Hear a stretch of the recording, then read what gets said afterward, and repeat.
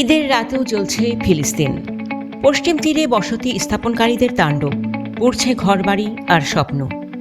আসসালামু আলাইকুম।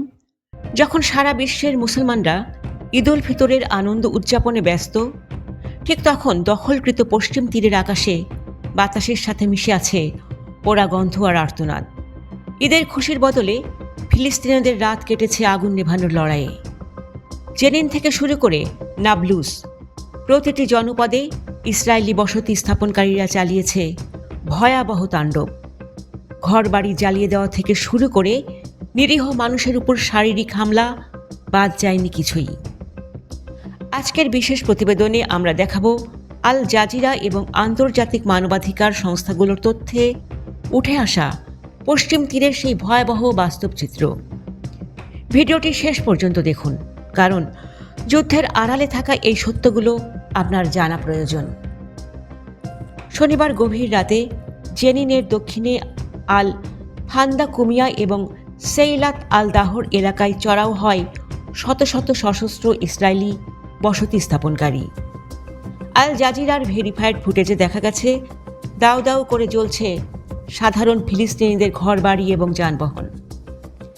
সামিরা বা তার মতো সাধারণ মায়েরা যখন ঈদের প্রস্তুতি নিচ্ছিলেন, তখন তারা দেখছেন তাদের সারা জীবনের সঞ্চয় চোখের সামনে ছাই হয়ে যাচ্ছে। নাবলসের জালুদ গ্রামে একটি 4 হুইল ড্রাইভ গাড়ি সম্পূর্ণ পুড়িয়ে দেওয়া হয়েছে। স্থানীয়রা যখন আগুন নেভানোর চেষ্টা করছিলেন, তখন তাদের উপর চড়াও হয়েছে এই হামলাকারীরা। মানবাধিকার সংস্থা বা বিদ সেলেম বলছে এটি কোনো বিচ্ছিন্ন ঘটনা নয়, বরং জমি দখলের এক সুপরিকল্পিত কৌশল। সবচেয়ে ভয়াবহ বিষয় হল, অধিকাংশ হামলা চালানো হচ্ছে ইসরায়েলি বাহিনীর সরাসরি পাহারায়। হেব্রনের মাসাফের ইয়াত্তা এলাকায় হামলার সময় 3 ফিলিস্তিনকে গ্রেপ্তার করেছে ইসরায়েলি সেনাবাহিনী, অথচ হামলাকারী বসতি স্থাপনকারীরা ছিল ধরাছোঁয়ার বাইরে।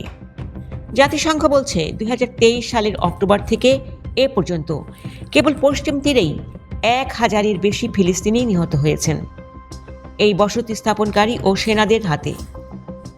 রামাল্লা এবং বেথেলহেমেও ফিলিস্তিনিদের গাড়ি লক্ষ্য করে পাথর নিক্ষেপের ঘটনা এখন নিত্য নৈমিত্তিক। আন্তর্জাতিক মানবাধিকার গোষ্ঠীগুলো একে সম্পূর্ণ দায় মুক্তি বা টোটাল ইম্পুনিটি হিসেবে অভিহিত করছে। জাতিসংঘের মানবাধিকার কাউন্সিল তাদের সাম্প্রতিক রিপোর্টে সতর্ক করেছে যে ইসরায়েলের এই নীতিগুলো আসলে ফিলিস্তিনিদের তাদের নিজেদের ভূমি থেকে সমূলে উৎপাটন করার একটি বড় পরিকল্পনা। রমজানের শেষ দিকে একটি মসজিদে আগুন দেওয়ার পর এখন ঈদের রাতে এই হামলা প্রমাণ করে যে ধর্মীয় মূল্যবোধের কোনো তোয়াক্কাই তারা করছে না।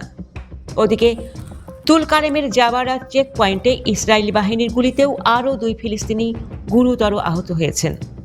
পরিস্থিতি এখন এমন পর্যায়ে যে পশ্চিম তীরের প্রতিটি কোণ এখন এক একটি যুদ্ধক্ষেত্রে পরিণত হয়েছে। দর্শক, পশ্চিম তীরের এই অব্যাহত সহিংসতা কি গাজা যুদ্ধেরই একটি বর্ধিত অংশ? বিশ্ব বিবেক কেন এই তাণ্ডব রুখতে ব্যর্থ হচ্ছে? ঈদের খুশির দিনেও যারা ঘর বাড়ি হারিয়ে খোলা আকাশের নিচে দাঁড়াচ্ছেন, তাদের এই কান্না কি বিশ্ববাসী শুনবে? আপনার মতামত আমাদের কমেন্টে জানান। ফিলিস্তিনের এই নির্যাতিত মানুষের সত্য খবর ছড়িয়ে দিতে ভিডিওটি শেয়ার করুন, আর সব আপডেট পেতে আমাদের চ্যানেলটি এখনই সাবস্ক্রাইব করে রাখুন। ধন্যবাদ।